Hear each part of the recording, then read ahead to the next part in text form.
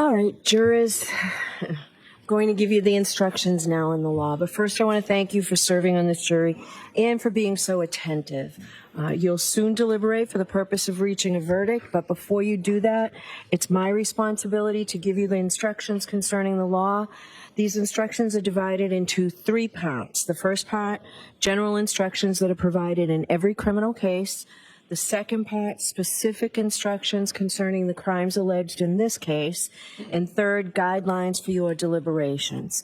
Please listen carefully to all of the instructions. Do not ignore any instruction or give any special attention to any other instruction. To make sure that I give you the instructions accurately, I will read them to you. You'll also get a written copy so that you may refer to it in the jury room during deliberations. I will try to make sure that my oral instructions match the written instructions. If there is any difference between what I say aloud and what the written instructions say, please follow what I say aloud. You must take the law as I give it to you. You may not quarrel with it. You can't do that regardless of any opinion you may have as to what you think the law ought to be.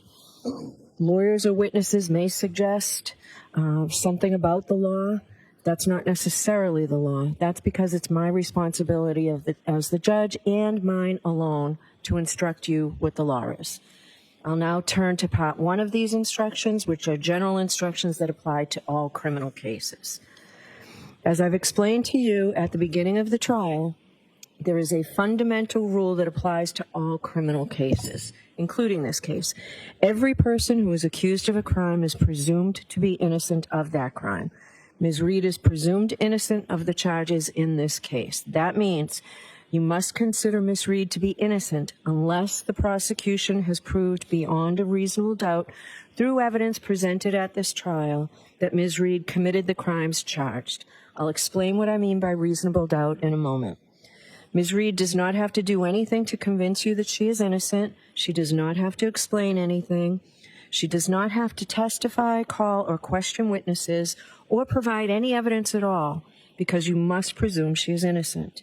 Instead, it is up to the Commonwealth to prove the charges against Ms. Reed beyond a reasonable doubt. This burden of proof never shifts to the defendant. After you have considered all the evidence carefully and fairly, if you have a reasonable doubt about Ms. Reed's guilt in a particular charge, then your verdict must be not guilty on that charge. You may find Ms. Reed guilty of a charge only if all 12 deliberating jurors agree that the Commonwealth has proved the charge beyond a reasonable doubt. Now, what is proof beyond a reasonable doubt? The term is often used and probably pretty well understood, though it is not easily defined. Proof beyond a reasonable doubt does not mean proof beyond all possible doubt, for everything in the lives of human beings is open to some possible or imaginary doubt. A charge is proved beyond a reasonable doubt if, after you have compared and considered all of the evidence, you have in your minds an abiding conviction to a moral certainty that the charge is true.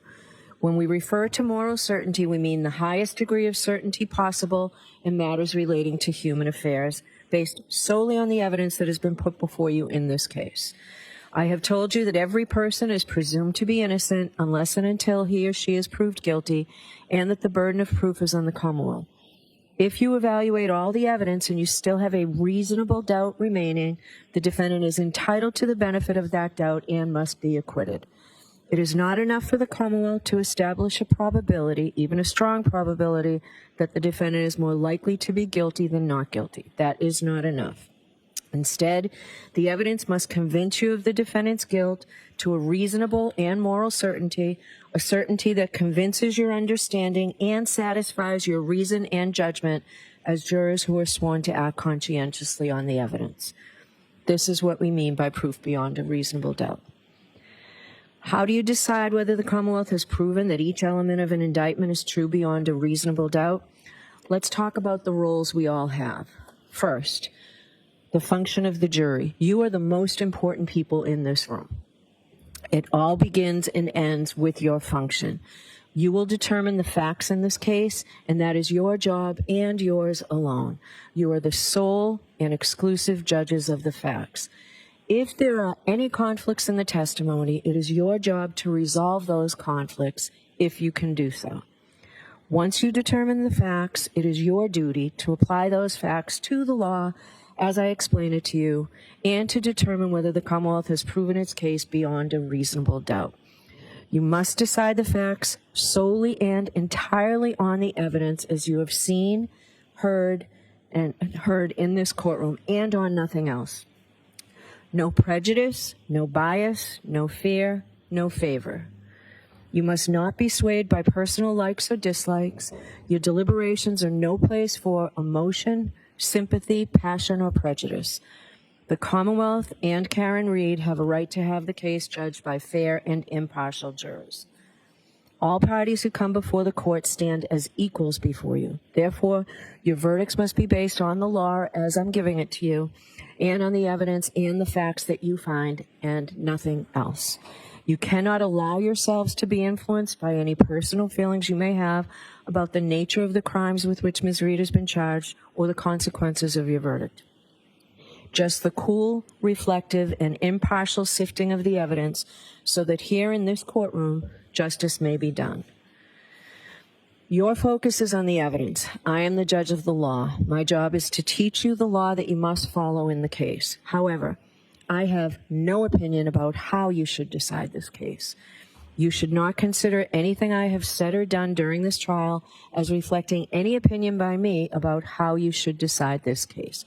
If you believe I have an opinion about the facts of this case, you must disregard it. You must decide this case based solely on your evaluation of the evidence. The arguments of the lawyers are not evidence. They are not witnesses. If a lawyer during argument made a mistake in summarizing the evidence or argued something not supported by the evidence, you must disregard it. It is the jury's collective memory of the evidence that controls the matter. Lawyers' objections are a proper part of the court procedure and are not part of the evidence. So don't hold it against the lawyers or their client if they made objections, motions, or other requests. They're simply doing their job during the trial. There was testimony at trial that the lawyers interviewed witnesses when preparing for the trial. You may not draw any unfavorable inferences solely from that fact. There is nothing improper about conducting such interviews. On the contrary, the lawyers are obliged to prepare their case as thoroughly as possible and may interview witnesses. The verdict must be based only on the evidence and the jury's collective reasoning applied to the evidence in a fair and impartial manner. The extent to which you believe or disbelieve a witness or what an exhibit purports to show, and the importance to give any testimony or other evidence is entirely up to your own good judgment. The evidence consists of the testimony of the witnesses and the exhibits that were introduced in this trial. You will have those exhibits with you in the deliberation room. In addition, as you heard during the trial, the prosecution and defendant agreed that certain things are true. Therefore, you must accept those things as true. There are some things you have heard about that have not been introduced into evidence, such as previous testimony of witnesses, police reports, autopsy and accident reconstruction reports, and perhaps other reports. You may naturally wonder why neither side has introduced any of them into evidence. The answer is that under our rules of evidence, such reports usually may not be admitted, although the parties may refer to them for certain limited purposes while questioning witnesses. So you should not hold it against any party that you do not have them, and neither should you speculate on what they may or may not contain. Similarly, as you review the exhibits, you may find that some information has been removed because it is not relevant. Please ignore that and don't try to guess what may have been removed from there. Any information that you may have read, heard, or seen about the case outside of the courtroom is not evidence. My instructions to you and any other comments I made, the lawyer's opening and closing statements and any comments they made, are not evidence. If the lawyers or I made any comments during the trial, those comments are not evidence, and you must base your verdict only upon the evidence. In an interaction between a lawyer and a witness, you may consider only the witness's testimony as evidence. Answers that I struck from the record and told you to disregard are not evidence. Only the testimony of the witness, that is, their answers to the questions and the exhibits, are evidence. Finally, on this topic, If one of the lawyers or I refer to some part of the evidence and that does not coincide with your own recollection, it is your collective recollection which you are to follow in your deliberations. It is important to remind you folks that the verdict cannot be based on emotional reaction or sympathy for any person or side of this case. Certain of the testimony and exhibits may have provoked an emotional reaction in all of us. You may feel sympathy for the family of Mr. O'Keefe, and you may feel sympathy for the defendant as she sits here in the courtroom. But your job is to decide the case without bias, fear, sympathy, or favor, to view the evidence with a certain clinical detachment, and to decide the case based solely on the evidence and the application of the law. I have allowed you folks to take notes during the trial if you chose, and you may refer to those notes during your deliberations. But remember, they are not evidence or a substitute for the evidence and your recollection. They are for your personal use. Please do not share them with the other jurors.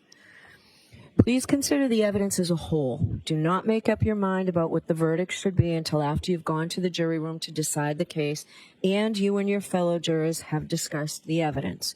Keep an open mind until then. For each indictment, you must decide whether the Commonwealth has proved beyond a reasonable doubt that the defendant is guilty of that specific charge. Your decision as to each charge must be unanimous, meaning that all 12 deliberating jurors must agree. You will receive one verdict slip for each indictment. When all 12 jurors agree on the verdict for a particular indictment, the foreperson should check off that verdict and then sign and date the slip in ink. For each charge, if you all agree that the Commonwealth has proved every element of the charge beyond a reasonable doubt, then you should find Ms. Reed guilty of that charge. On the other hand, if you all agree that the Commonwealth did not prove one or more elements of a particular charge beyond a reasonable doubt, then your verdict must be not guilty on that charge. You'll remember that we took a view in this case. It seems like a very long time ago, but we took a view in this case. The purpose of the view was to help you better understand the evidence that you heard during the trial and to help you appreciate the locations and their surroundings. Your responsibility in the view was to see the places, observe them carefully, and remember what you saw. The view is part of this case. You may use and consider the observations that you made while on the view in your deliberations in reaching a verdict. The same is true about the demonstration we saw from the witness stand. The demonstration was done simply to help you understand the evidence, and you may consider it in your deliberations. It is the jury's job to earnestly seek the truth of the matter. In doing that, the jury must decide questions of credibility and reliability. The jury must decide how truthful or reliable or convincing any part of the evidence is. You should evaluate the testimony of a police officer in the same way you would evaluate anyone else's testimony. You must not automatically believe or disbelieve a witness just because the person is a police officer. In deciding questions of credibility and reliability, you may rely on your common sense and reasoning powers and your life experiences. Consider a witness's testimony in the context of all the other evidence, not in isolation.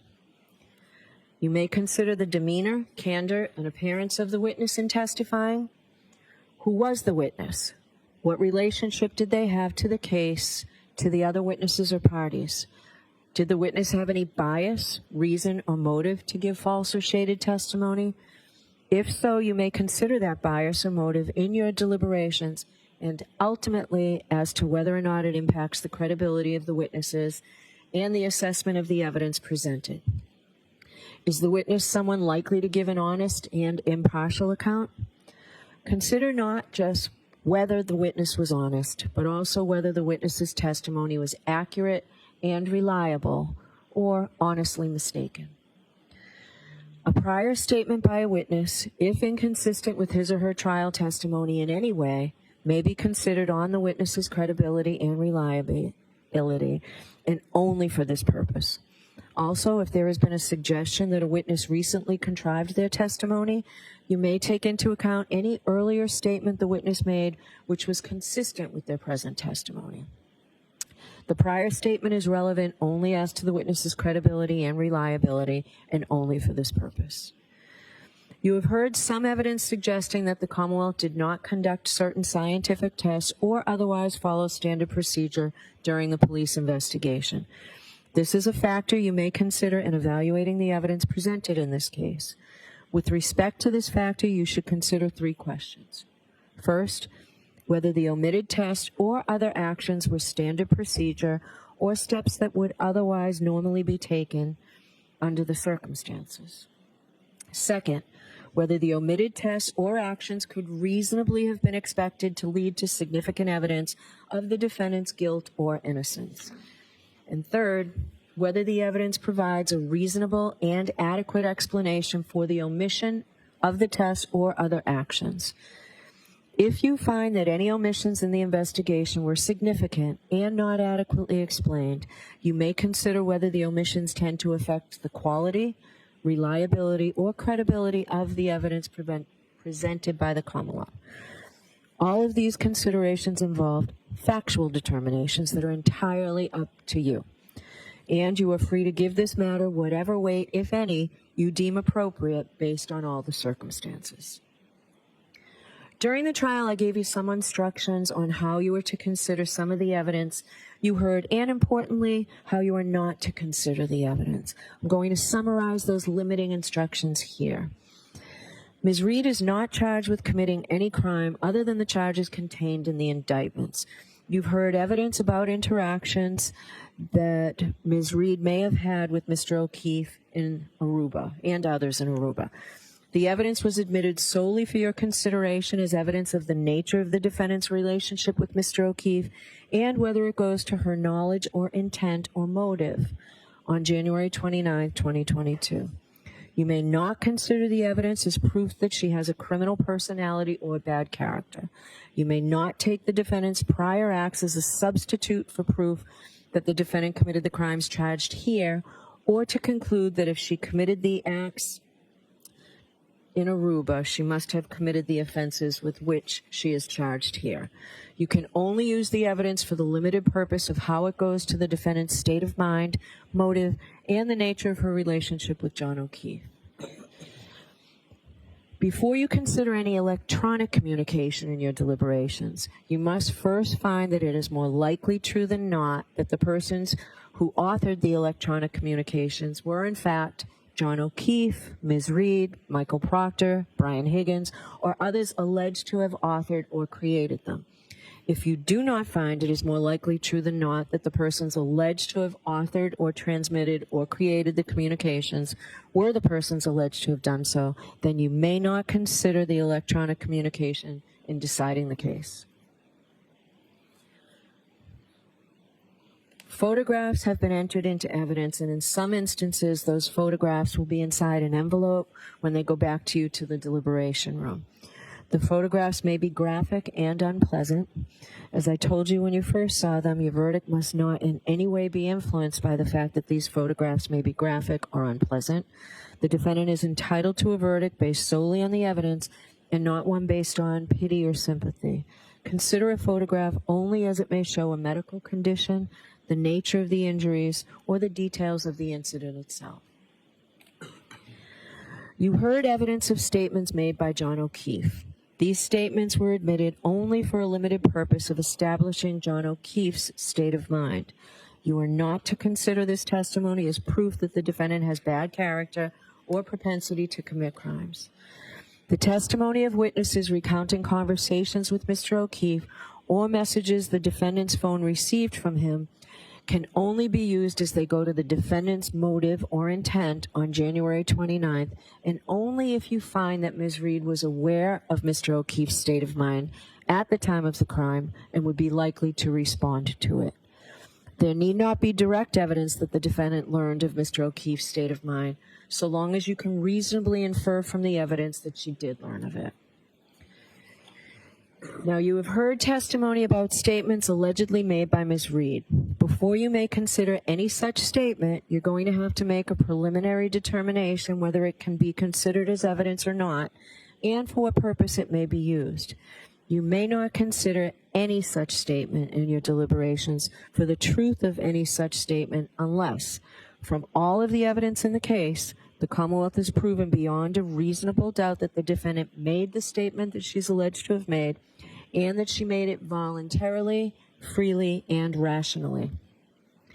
In determining whether or not any statement made by the defendant was voluntary, you may consider all of the surrounding circumstances. You may consider any evidence you have heard about the defendant's physical and mental condition, her intelligence, age, education, and experience. Your decision does not turn on any one factor. You must consider the totality of the circumstances. Some testimony came from witnesses who saw or heard something. Some witnesses also told you about opinions or conclusions they reached based on some special training or experience. But special training or experience does not necessarily make the witness's testimony any more believable or important than any other evidence. So you should consider the same questions about witnesses' testimony that I mentioned earlier, including any bias or motive these opinioned witnesses may have had to testify in a certain way. You may also consider the witness's level of experience and training, and whether they base their opinions on the facts that you find to be true. There were hypothetical questions asked of some of the witnesses. You may give whatever weight you deem appropriate to the opinion based on the hypothetical, but only if, after careful consideration, you find that all the facts in the hypothetical were true. Remember that witnesses, even those with special training or experience, do not decide cases. Juries do. It is up to you whether to accept or reject, in whole or in part, any opinion or conclusion that a witness offered during the trial. You have the same powers with respect to the exhibits that you do with respect to the witnesses. Look them over and decide the weight, that is the value, that they deserve to receive in helping you resolve the case as you make your ultimate judgment about whether the Commonwealth has proved its case beyond a reasonable doubt. You do not have to believe something simply because it's written on a piece of paper or appears in a photograph. You are not, of course, required to disbelieve it because it appears there. You decide whether to believe what an exhibit purports to show and how much weight, if any, to give the exhibit. Certain charts and summaries not admitted into evidence have been shown to you as testimonial aids intended to summarize, clarify, simplify evidence, or to help explain the contents of records, documents, computer data, or other evidence introduced in the case. Charts and summaries are not new evidence, and you should give them only such weight as you think the underlying evidence deserves.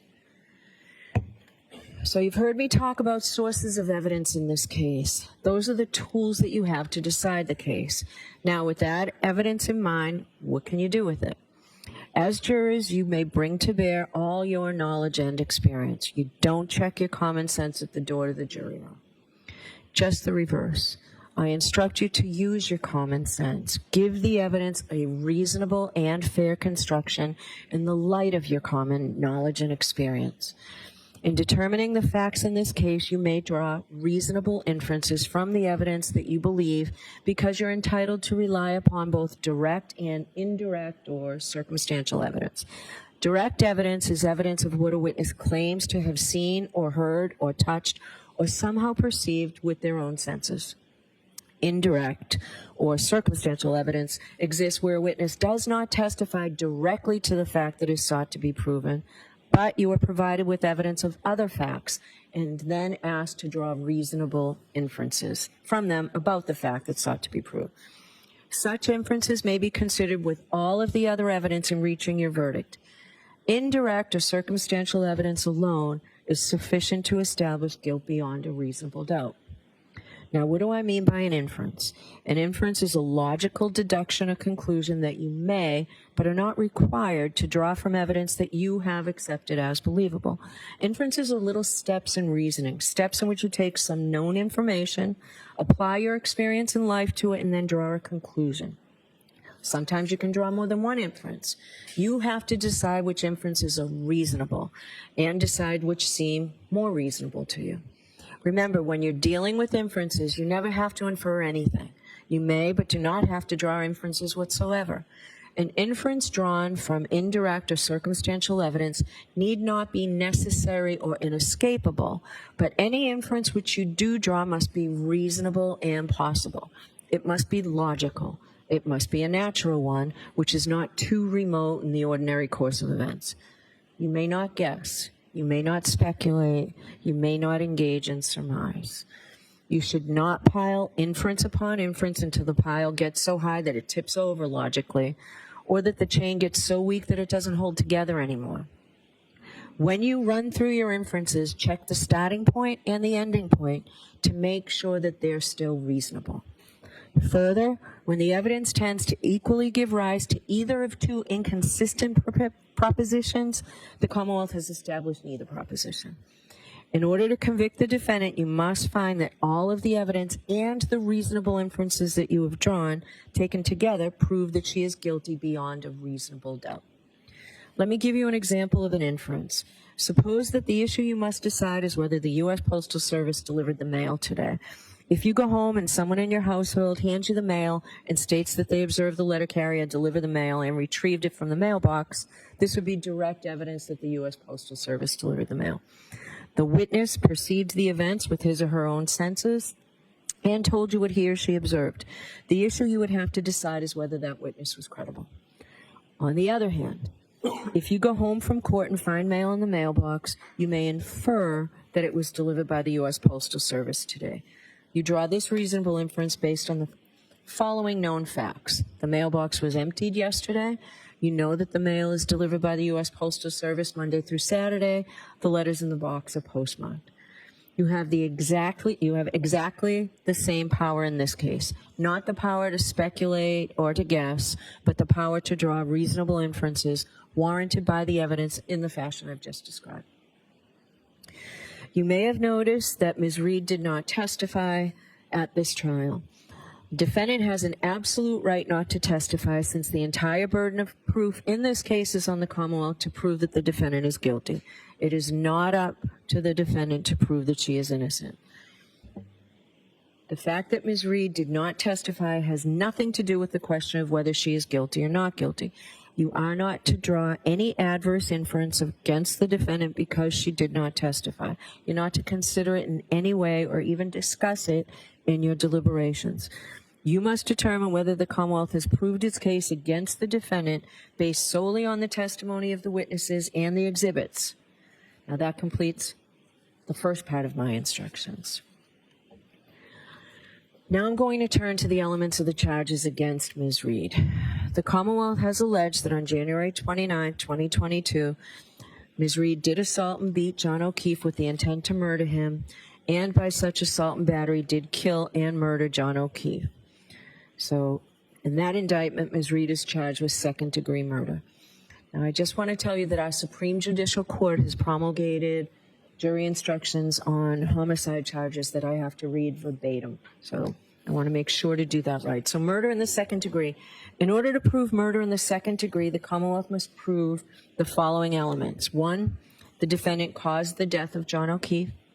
2, the defendant intended to kill John O'Keefe or intended to cause grievous bodily harm to John O'Keefe, or intended to do an act which, in the circumstances known to Ms. Reed, a reasonable person would have known created a plain and strong likelihood that death would result. I will now discuss each of these requirements in more detail. The first element is that the defendant caused the death of John O'Keefe. A defendant's act is the cause of death where the act, in a natural and continuous sequence, results in death, and without which death would not have occurred. The second element is that the defendant intended to kill John O'Keefe, or intended to cause grievous bodily harm to John O'Keefe, or intended to do an act which, in the circumstances known to the defendant, a reasonable person would have known created a plain and strong likelihood that death would result.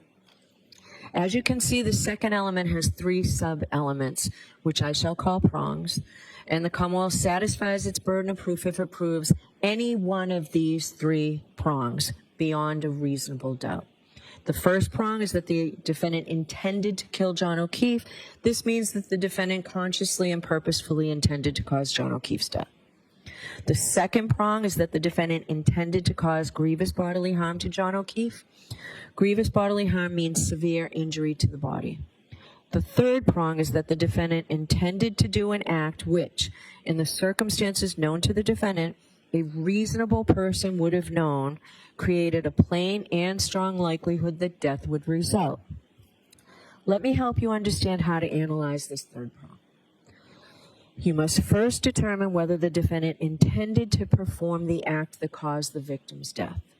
If you find that she intended to perform the act, you must then determine what the defendant herself actually knew about the relevant circumstances at the time she acted. Then you must determine whether, under the circumstances known to the defendant, a reasonable person would have known that the act intended by the defendant created a plain and strong likelihood that death would result. If you have a reasonable doubt as to whether John O'Keefe's death was accidental because the death was caused by a negligent, careless, or mistaken act of the defendant, or resulted from a cause separate from the defendant's conduct, you may not find that the Commonwealth has proved that the defendant intended to kill, intended to cause grievous bodily harm, or intended to do an act which, in the circumstances known to the defendant, a reasonable person would have known created a plain and strong likelihood that death would result. In deciding whether the defendant intended to kill, intended to cause grievous bodily harm, or intended to do an act which, in the circumstances known to the defendant, a reasonable person would have known created a plain and strong likelihood that death would result, you may consider any credible evidence that the defendant was affected by her consumption of alcohol. If the Commonwealth has proven both elements beyond a reasonable doubt, you should return a verdict of guilty. If the Commonwealth has failed to prove one or more of these elements beyond a reasonable doubt, you must return a verdict of not guilty. Now, the second indictment is the indictment charging manslaughter while operating a motor vehicle under the influence of liquor. And there are lesser included offenses on this verdict slip as well, and I'll explain those to you as well. In order to prove manslaughter while operating a motor vehicle, the Commonwealth must prove the following 5 elements. First, that the defendant operated a motor vehicle. Second, that she operated the motor vehicle upon a public way or in a place which the public has the right of access. Third, that while the defendant was operating the motor vehicle, she was under the influence of intoxicating liquor and or the percent of alcohol in the defendant's blood was 0.08 or greater.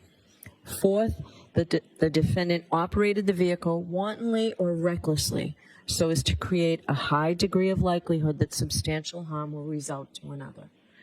Fifth, that by such operation of the motor vehicle, the defendant caused the death of John O'Keefe. To prove the first element, the Commonwealth must prove beyond a reasonable doubt that the defendant was operating a motor vehicle. A person operates a motor vehicle while doing all of the things, the well-known things that drivers do as they travel on a street or highway, and also when doing any act which directly tends to set the vehicle in motion.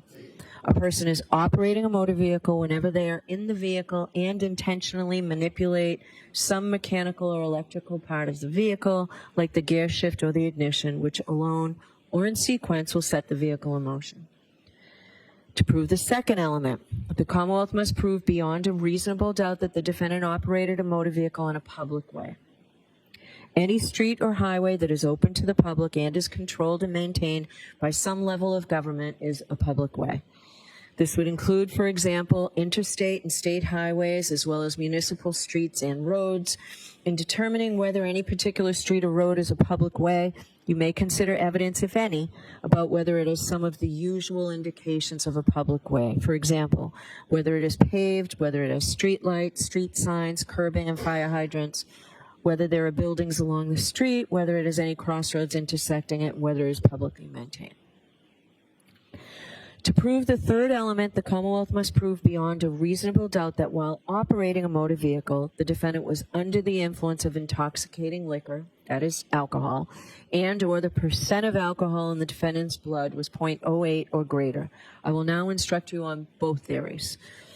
What does it mean to be under the influence of alcohol?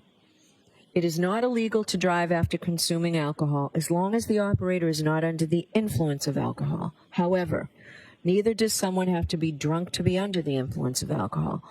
A person is under the influence of alcohol if they have consumed enough alcohol to reduce their ability to operate a motor vehicle safely by decreasing their judgment, alertness, and ability to respond promptly and effectively to unexpected emergencies.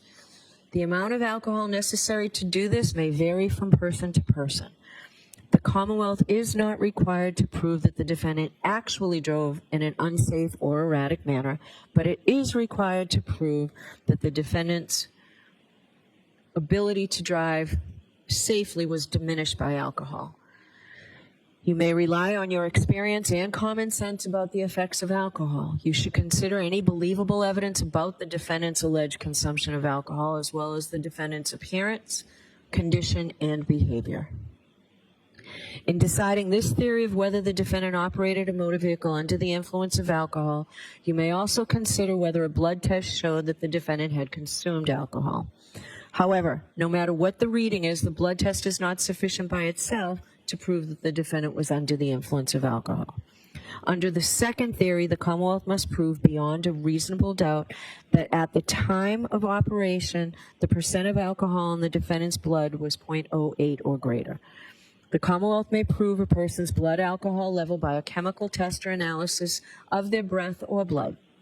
In deciding whether the Commonwealth has proved the defendant's blood alcohol level beyond a reasonable doubt, you may consider evidence, if any, about whether the test was administered within a reasonable time of operation of the motor vehicle, whether the person who administered the test was properly certified, whether and how the pre-test procedures were followed and employed, whether the testing device was working properly at the time the test was administered, and whether the test was administered properly. You may also consider any other evidence pertaining to the test or the test results. The fourth element the Commonwealth must prove beyond a reasonable doubt is that the defendant operated the vehicle wantonly or recklessly. A person drives recklessly when they ignore the fact that their manner of driving is very likely to result in death or serious injury to someone, or they are indifferent to whether someone is killed or seriously injured.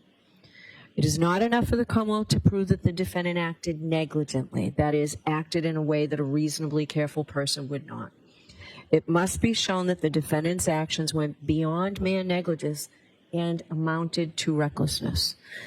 The defendant was reckless if she knew or should have known that such actions would pose a grave danger of death or serious injury to others, but chose, nevertheless, to run the risk and go ahead. Whenever I refer to the defendant's state of mind or her intent, you may consider any credible evidence that the defendant was affected by her consumption of alcohol. A defendant may have the requisite state of mind or intent even if she consumed alcohol, but you may consider such evidence in determining whether the Commonwealth has proved this element. Here, the defendant must have intended her acts in the sense that they were not accidental. But it is not necessary that the defendant intended or foresaw the consequences of those acts, as long as a reasonable person would know that they were so dangerous that death or serious injury would probably result. As such, the Commonwealth does not need to prove that the defendant intended to kill John O'Keefe. Rather, this is in that category of cases where public safety requires each driver, once they know what the situation is, to determine and to adhere to an objective standard of behavior. In determining whether the defendant drove recklessly, you should take into account all the facts of the situation: the defendant's rate of speed and manner of operation, the defendant's physical condition, and how well the defendant could see and control her vehicle, the condition of the defendant's vehicle, what kind of road it was and who else was on the road, what the time of day, the weather, and the condition of the road were, what any other vehicles or pedestrians were doing, and any other factors, including the defendant's consumption of alcohol, that you think are relevant. The fifth element that the Commonwealth must prove beyond a reasonable doubt is that the defendant, by her actions, caused the death of John O'Keefe. The defendant caused the death if her actions directly and substantially set in motion the entire chain of events that produced the death.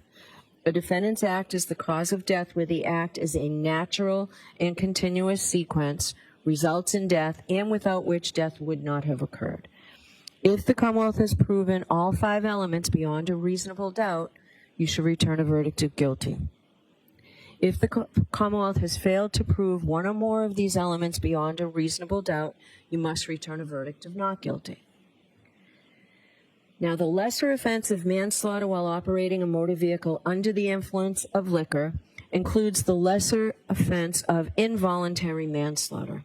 As a matter of law, the indictment that is before you, which charges the defendant with manslaughter while operating a motor vehicle under the influence of liquor, also charges her with that lesser included offense. The Commonwealth may prove the lesser included offense of involuntary manslaughter, even if it fails to prove the greater charge of manslaughter while operating a motor vehicle under the influence. So I'm going to define involuntary manslaughter for you.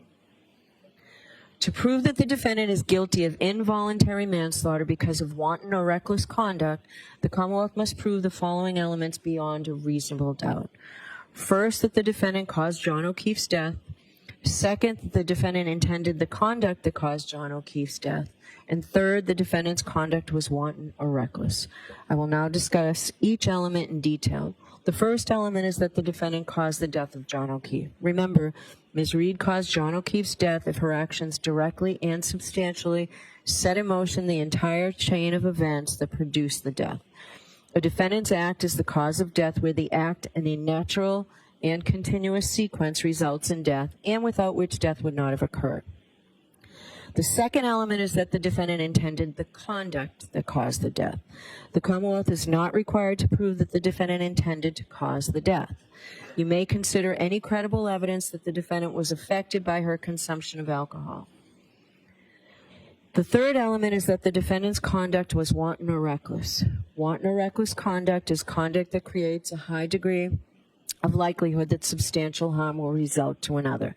It is conduct involving grave risk of harm to another that a person undertakes with indifference or disregard of the consequences of such conduct. Whether conduct is wanton or reckless depends either on what the defendant knew or how a reasonable person would have acted knowing what the defendant knew. If the defendant realized the grave risk created by her conduct, her subsequent act amounts to wanton or reckless conduct, whether or not a reasonable person would have realized the risk of great danger. Even if the defendant herself did not realize the grave risk of harm to another,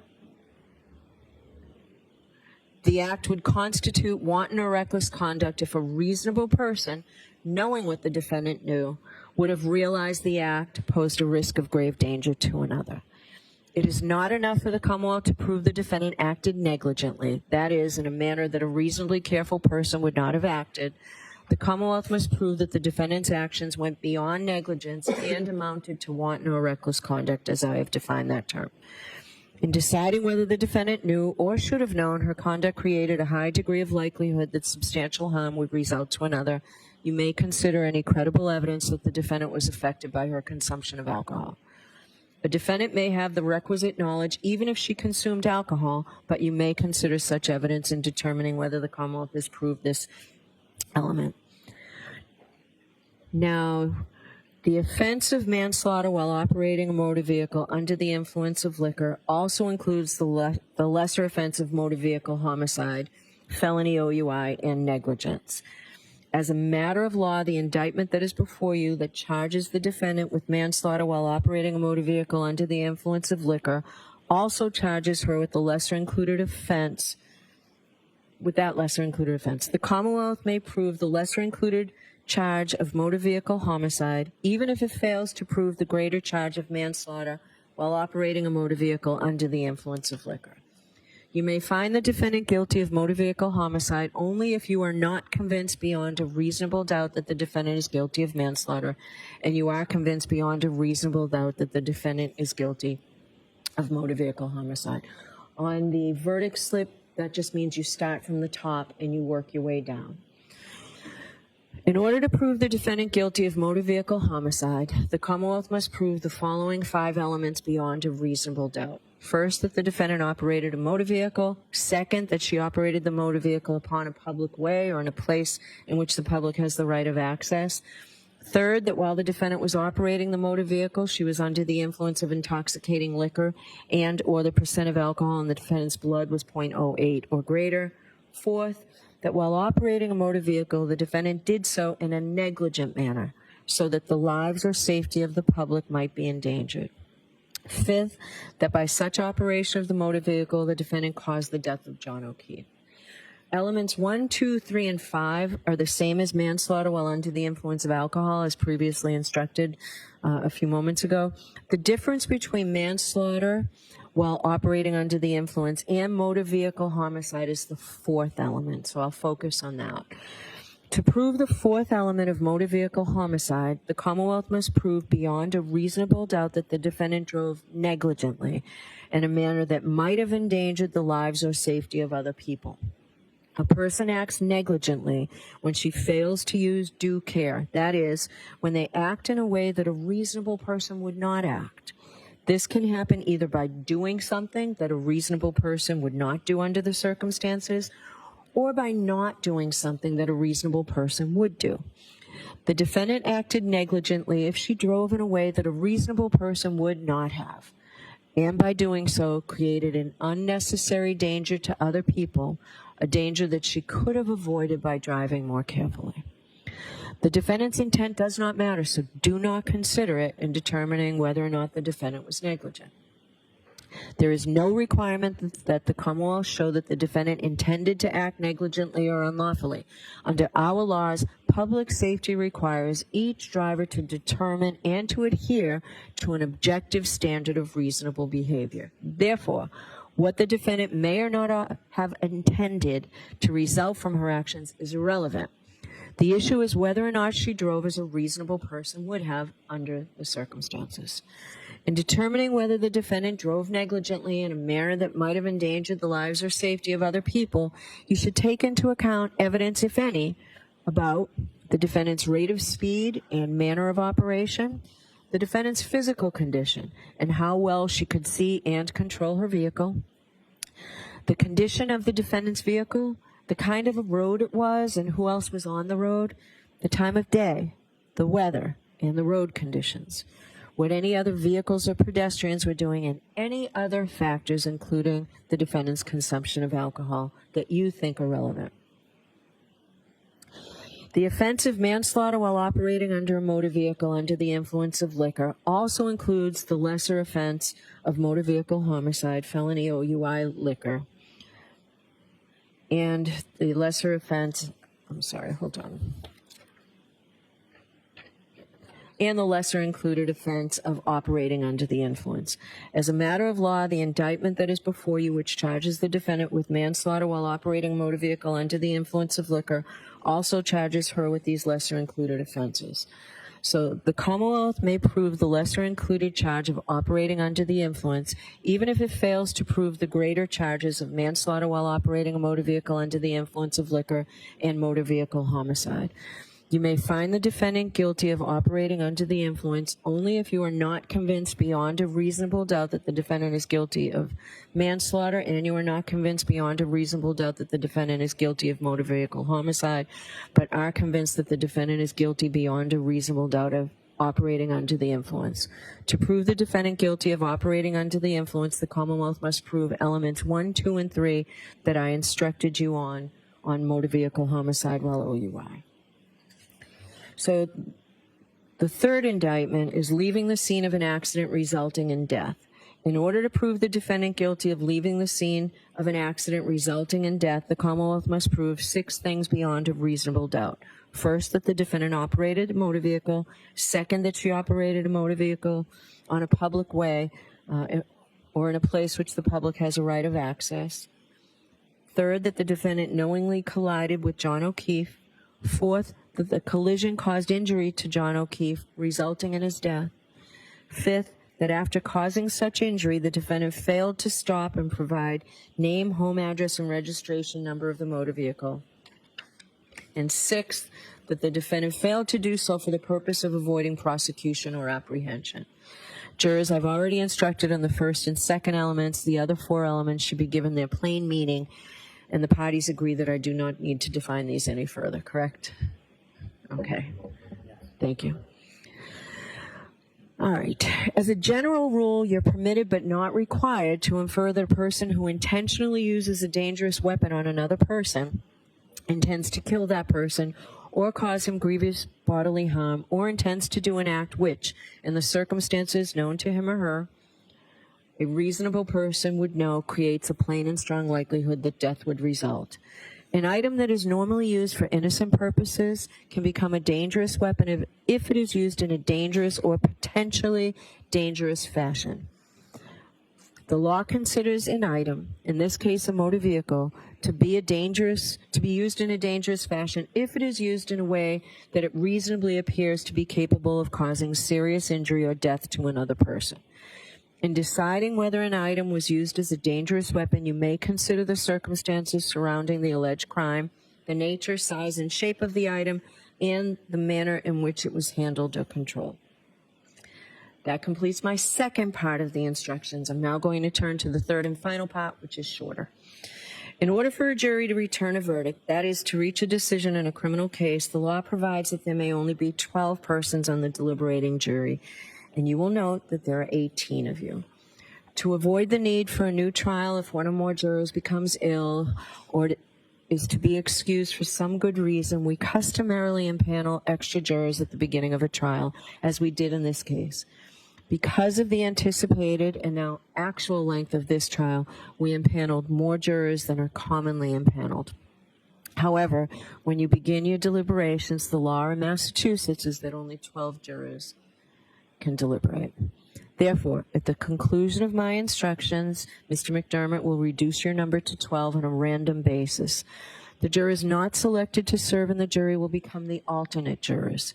If you are selected as an alternate juror, please do not feel that your efforts in this case have been wasted, because as I've indicated, it's important that we have extra jurors in case of an emergency.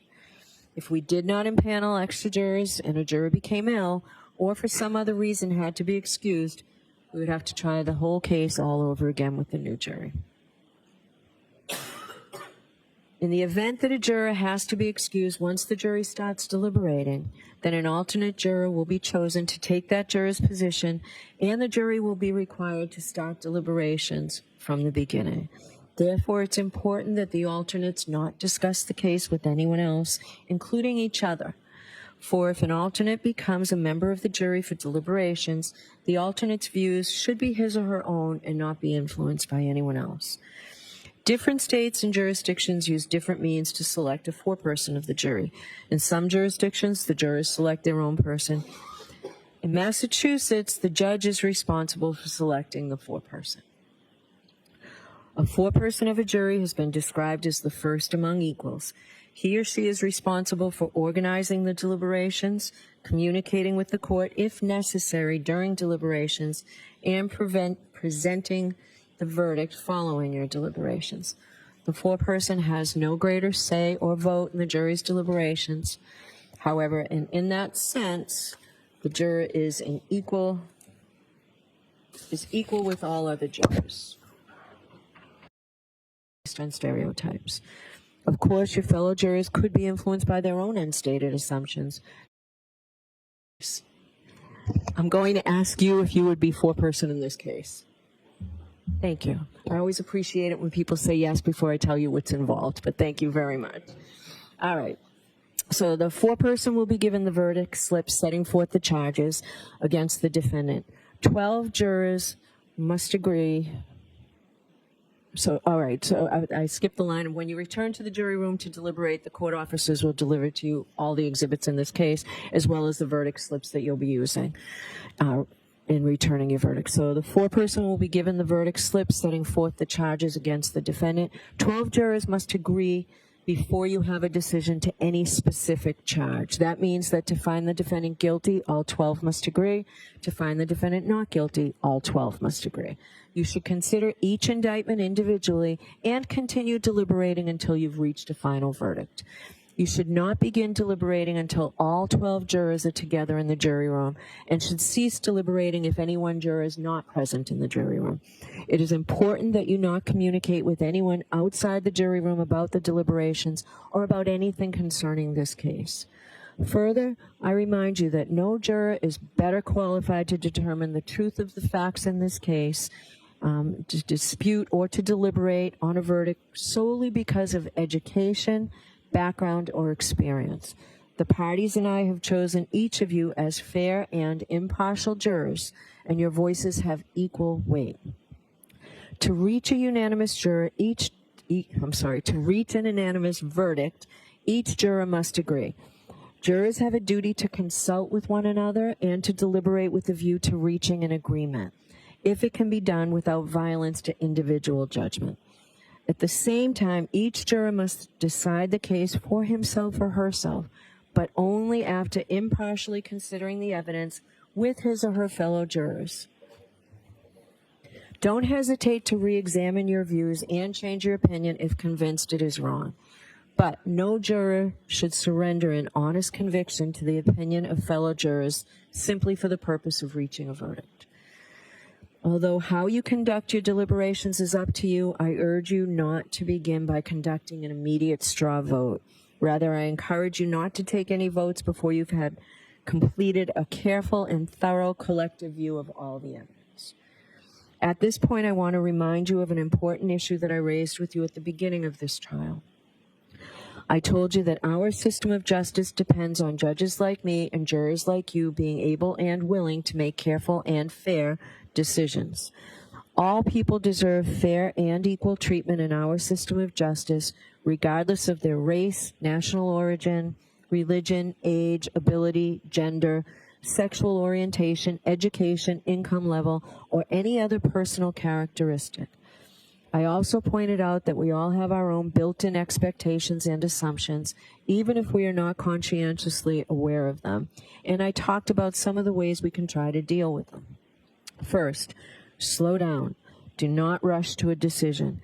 Hasty decisions are the most likely to reflect stereotypes or hidden biases. Take time to consider all the evidence.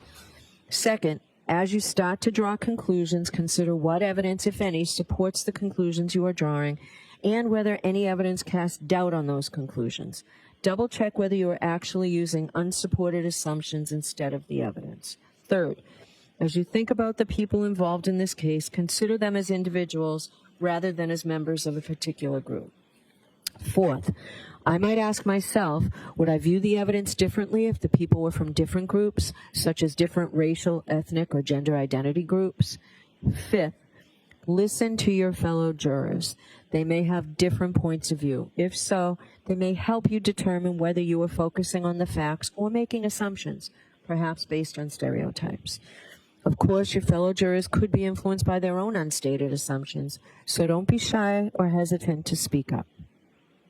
You should participate actively, particularly if you think the other jurors are overlooking or undervaluing evidence you find important.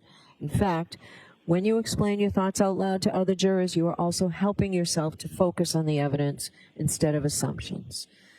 If you use these strategies, then you will do your part to reach a decision that is as fair as humanly possible, and that is your responsibility as jurors. Now, during the course of your deliberations, you might have a question concerning the law in this case. Perhaps I said something you did not understand. If you have any questions, please feel free to bring them to my attention by writing a note dated and signed by the foreperson and sending it to me by way of the court officers. I'm not suggesting for a minute that you have to have questions, but if you do, that's the process. Because your role as the jury is to determine the facts in this case, I cannot answer any questions you have concerning the facts of the case. I have no role in this case when it comes to deciding what the facts are. Neither is it possible for me to provide you with a transcript of the testimony. If you send a question to me, I'll respond after consulting with the lawyers.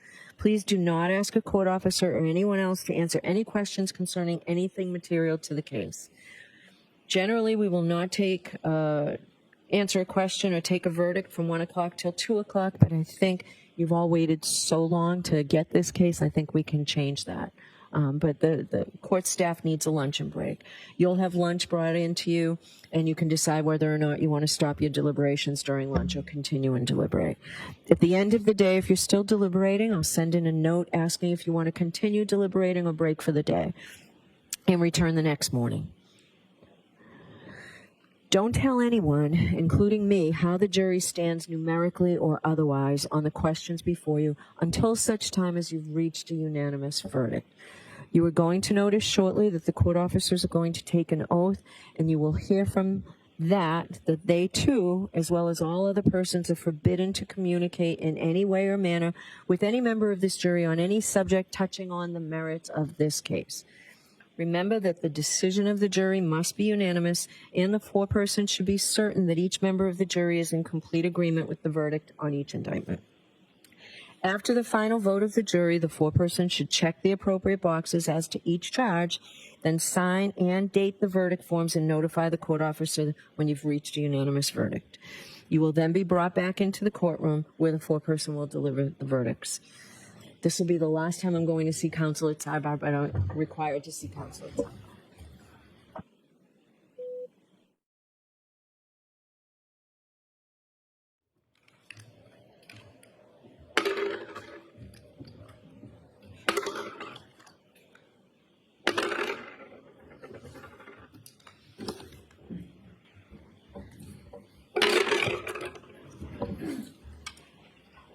May I? Yes.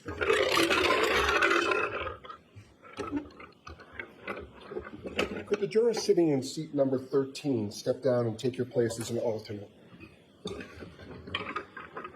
Could the juror sitting in seat number 7 step down and take your place as an alternate? Juror 6, could you step down and take your place as an alternate? Juror 17, could you step down and take your place as an alternate? Juror 2, could you step down and take your place as an alternate? And Juror 8, could you step down and take your place as an alternate? All right. Yes, please do. Could I have the court officers raise your right hands? Do you swear that you will keep this jury in alternates in some separate but convenient place until they agree that you not suffer any person to speak to them, nor speak to them yourselves, nor ask them if they agree, nor suffer them to disperse until they are discharged of their verdict, except by further order of the court, so help you God? Thank you. All right, so members of the jury, I need not remind you that you have an important responsibility, but I believe that you will bring to bear all the wisdom and the judgment and conscience that you possess in reaching your verdict in this case. All that we can expect from you is that you decide the case with integrity and with principle. We all expect you to reach an impartial verdict dictated by your logic, without bias, without prejudice or sympathy, and not prompted by any facts except those that you've heard here in court during the trial. We are looking for impartial judgment dictated by your reasoning and the fullest discharge of your oaths as jurors. You may retire and deliberate your verdict.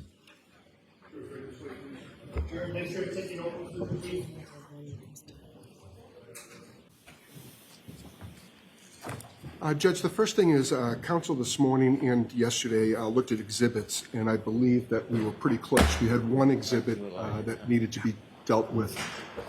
Ms. Little, what number is that one again? 150? Yes, this is exhibit 155. 155, and I'll let Ms. Little take it from there. Yes, there's just one page, Your Honor. I believe, and my memory is not perfect, but I believe that we were going to have this redacted subject to the same redactions from last trial. I think there's just one line here that needs to be redacted. Okay, is the Commonwealth in agreement with that one line? No objection. I believe it was redacted last time, so if defense Okay. wants to make that redaction, you can go into evidence. Great. I'll see if I have a Sharpie and maybe I can just take care of it. I think we probably have one here you I can have have. one. I definitely have one somewhere. All right. That's number one. And number two is, can counsel look at the verdicts and just tell me if verdict slips and just tell me if they're okay with it? Thanks. You'll see that it's not what you provided me yesterday, Mr. Kennedy.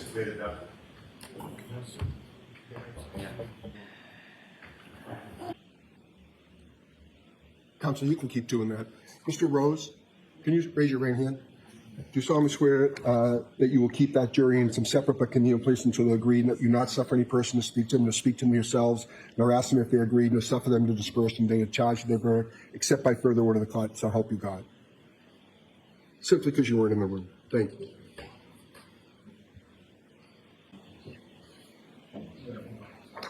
So, Your Honor, I understand that you've rejected our proposed verdict slip. So everybody else can sit down. Mr. Yannetti can stand. Thank you. I understand that you've rejected our proposed verdict slip. Our concern with this verdict slip is that there are 4 options for, actually more than that, 7 options for guilty verdicts, 1 option for not guilty. And we're concerned that this is too confusing for the jury. So we are asking that there be not guilty options for each of the charges, including the offense charged and each one of the lesser included offenses. We really ran into the same issue last time. I think what complicates it is the fact that there are 2 theories for 2 of the lesser included. Do you suggest that doesn't accurately reflect the law? It does reflect the law. I'm not saying that. I'm saying that it makes things very confusing, and that's why we believe that it cries out for some not guilty option, given the amount of options for convictions on this verdict slip. So we would again ask the court to adopt our proposed verdict slip. So your proposed verdict slip did not cite any case law. Do you have any case law that supports that proposition, Mr. Yannetti? I have not found any. I've looked. There's not a lot of case law out there in this verdict slip either. Other than that has never been proven, has never been found to be inaccurate. Not yet. Okay. And I mean that So with all respect. that's fine. So your rights are reserved. Does that help you? Well, all we can do is object to it, and you make Okay. you make the decision. Okay. Judge, the last couple. If you find authority for that, let me know. We'll do. Okay. The last couple things, judges, that we were provided with a clean Laptop? computer laptop fix. With a clean laptop. Defense counsel had a chance to, or at least defense had a chance to look at it, and I think that's fine. But All right. So we'll send that in with the exhibits. I need to go edit my charge to fix all the typos. and then the final thing is I provided counsel with the exhibit list that we had, and it was satisfactory for both sides. Great. Thank All you. right. Thank you. All rise for the court, please.